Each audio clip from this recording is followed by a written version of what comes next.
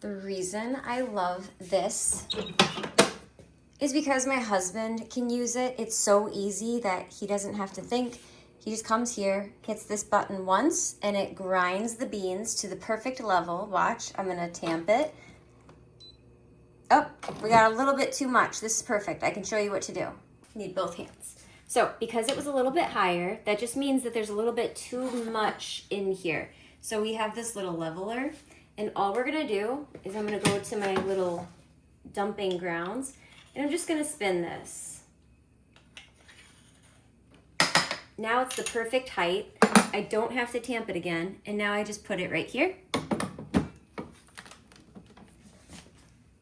And then I just put my coffee mug and hit the button, and now it's gonna develop the perfect shot.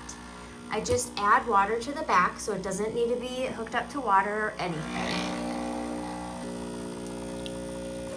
I love, love, love the espresso.